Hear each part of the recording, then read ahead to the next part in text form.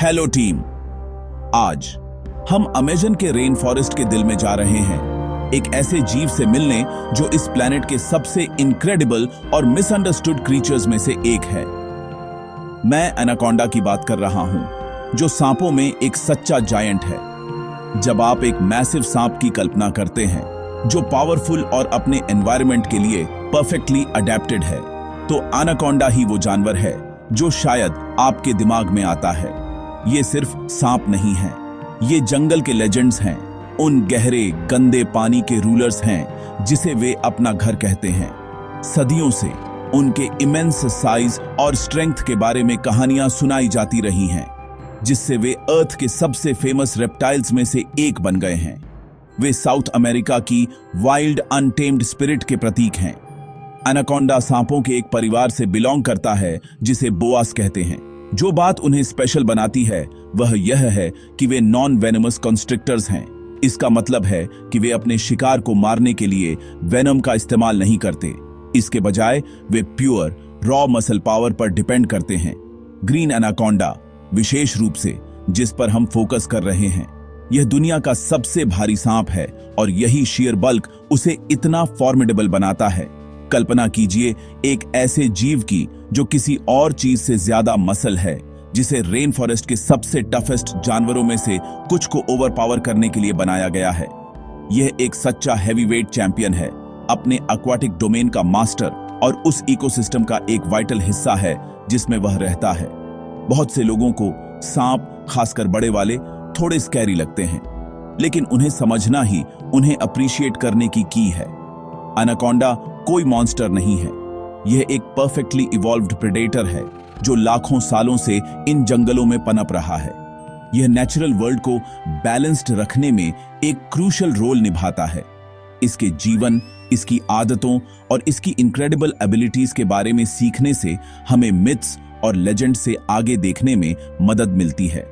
तब हम एनाकोंडा को वह देख सकते हैं जो वह वास्तव में है, एक मैग्निफिसेंट सर्वाइवर और वाइल्ड का एक आइकॉन जो हमारे अटमोस्ट रिस्पेक्ट और प्रोटेक्शन का हकदार है। यह एक ऐसा जानवर है जो अटेंशन और ऑ का हकदार है।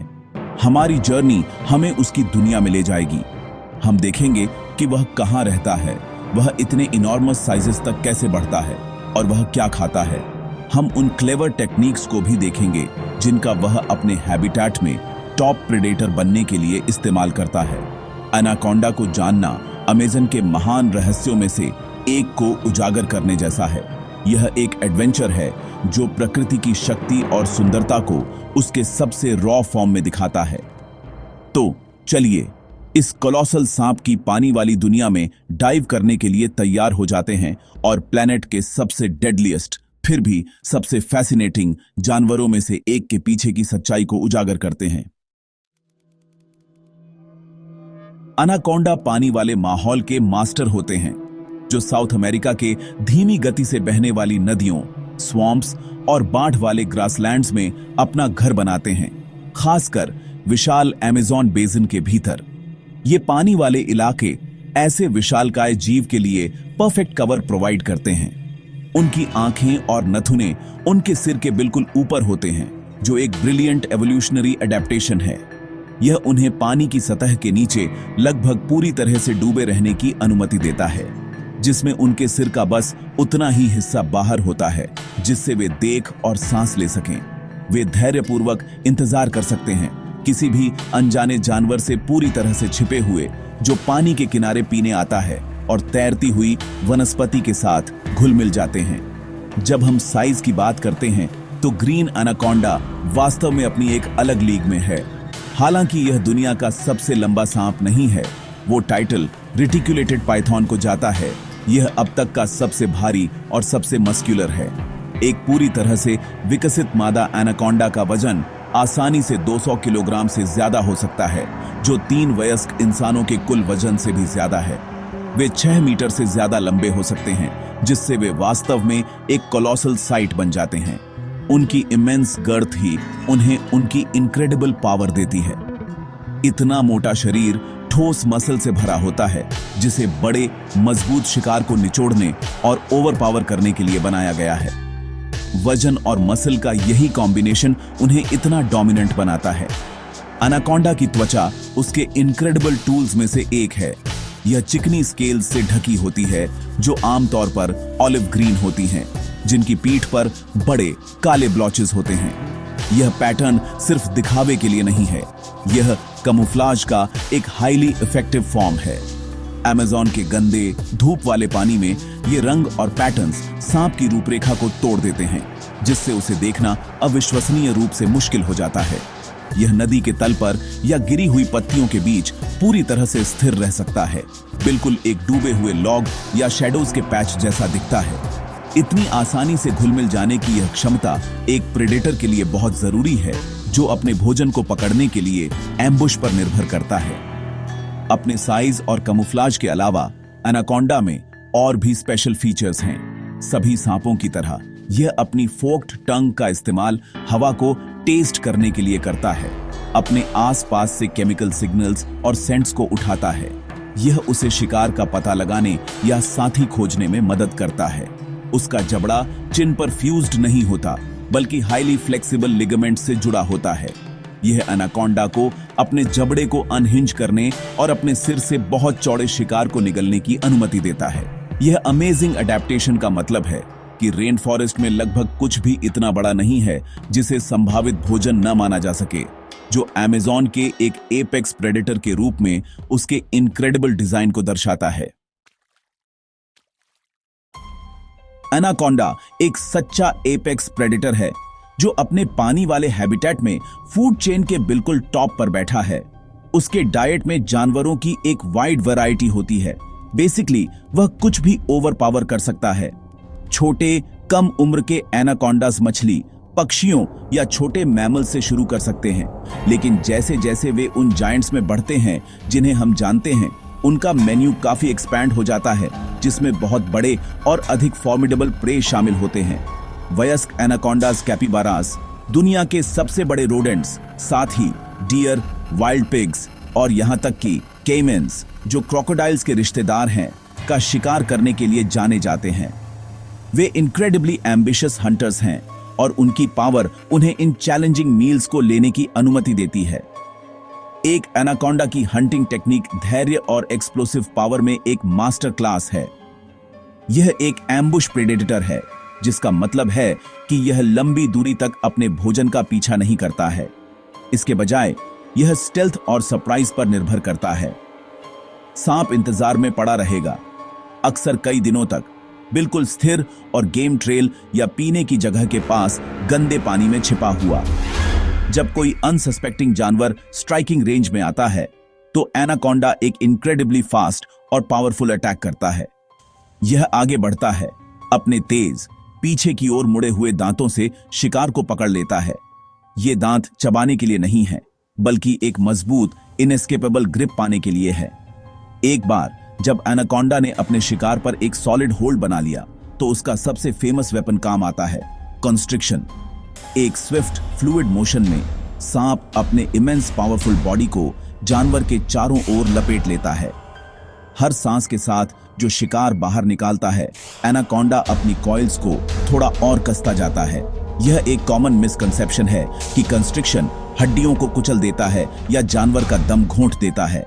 साइंटिफिक स्टडीज अब दिखाते हैं कि यह इमेंस प्रेशर वास्तव में ब्रेन और अन्य वाइटल ऑर्गन्स में ब्लड के फ्लो को रोक देता है, जिससे बहुत जल्दी मौत हो जाती है।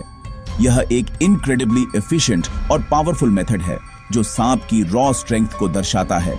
शिकार को वश में करने के बाद प्रोसेस का अंतिम इनक्रेडिबल हिस्सा शुरू होता है। एनाकोंडा को अपना भोजन पूरा निगलना होता है। अपने फ्लेक्सिबल जॉ और स्ट्रेची स्किन के कारण यह धीरे धीरे उन जानवरों को निगल सकता है जो उसके अपने शरीर से बहुत चौड़े होते हैं। यह एक लंबी और लेबोरियस प्रोसेस हो सकती है, जिसमें कभी कभी पूरा होने में कई घंटे लग सकते हैं। एक बार जब बड़ा भोजन अंदर आ जाता है, तो सांप का मेटाबॉलिज्म बहुत धीमा हो जाता है। यह आराम करने और पचाने के लिए एक सुरक्षित, शांत जगह ढूंढेगा। एक ऐसी प्रक्रिया जिसमें कई हफ्ते या महीने भी लग सकते हैं। एक सिंगल लार्ज मील एक एनाकोंडा को बहुत लंबे समय तक सस्टेन कर सकता है, जिससे वह अपनी अगली हंट तक एनर्जी बचा सके। एनाकोंडा अपने इकोसिस्टम के स्वास्थ्य और संतुलन को बनाए रखने में एक वाइटल रोल निभाते हैं।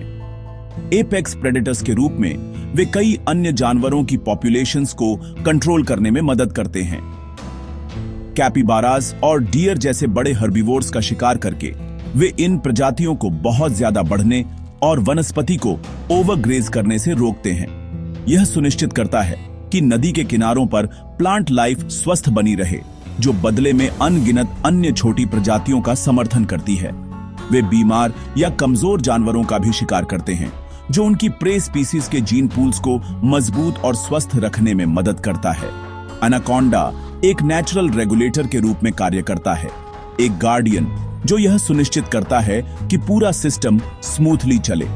एनाकोंडास की उपस्थिति का जंगल में एक रिपल इफेक्ट होता है। जबकि वे अपने शिकार के लिए एक खतरा हैं, उनके बचे हुए अवशेष अन्य जीवों के लिए भोजन का एक सोर्स हो सकते हैं। एक एनाकोंडा के एक बड़ा भोजन खत्म करने और आगे बढ़ने के बाद छोटे स्कैवेंजर्स किसी भी बचे हुए अवशेष से लाभ उठा सकते हैं। इसके अलावा एनाकोंडा जैसे एपेक्स प्रेडेटर का डर अन्य जानवरों के व्यवहार को प्रभावित करता है। हर्बीवोर्स पानी के सोर्सेस के पास आने पर अधिक कॉशियस हो सकते हैं, जिससे उनके ग्रेजिंग पैटर्न्स बदल सकते हैं और कुछ क्षेत्रों को ओवर यूज्ड होने से रोका जा सकता है। इस तरह एनाकोंडा का प्रभाव उन जानवरों से कहीं ज्यादा फैलता है जिन्हें वह सीधे खाता है, उस लैंडस्केप को ही आकार देता है जिसमें वह रहता है। दुर्भाग्य से इन मैग्निफिसेंट जायंट्स को गंभीर खतरों का सामना करना पड़ता है और उनका सर्वाइवल गारंटीड नहीं है। सबसे बड़ा खतरा इंसानों से आता है। हैबिटेट लॉस एक बड़ी समस्या है, क्योंकि एग्रीकल्चर और लॉगिंग के लिए डिफॉरेस्टेशन उन स्वैम्प्स और रिवर्स को नष्ट कर देता है जिन पर वे निर्भर करते हैं। माइनिंग और फार्मिंग से होने वाला पोल्यूशन भी उनके पानी को दूषित करता है, जिससे उन्हें और उन जानवरों को नुकसान होता है जिन्हें वे खाते हैं।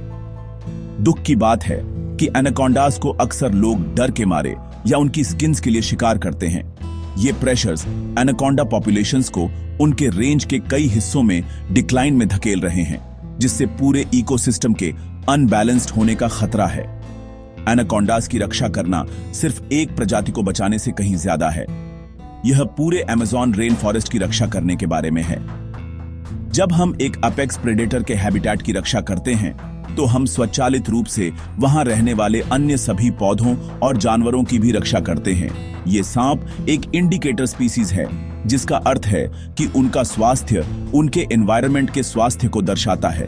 यदि एनाकोंडास पनप रहे हैं, तो यह एक अच्छा संकेत है कि नदियां और जंगल स्वस्थ हैं।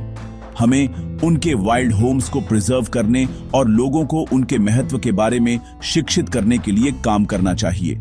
इन इनक्रेडिबल सर्पेंट्स का सम्मान और रक्षा करके हम यह सुनिश्चित करते हैं कि अमेज़न आने वाली पीढ़ियों के लिए एक वाइब्रेंट और बैलेंस्ड विल्डरनेस बना रहे।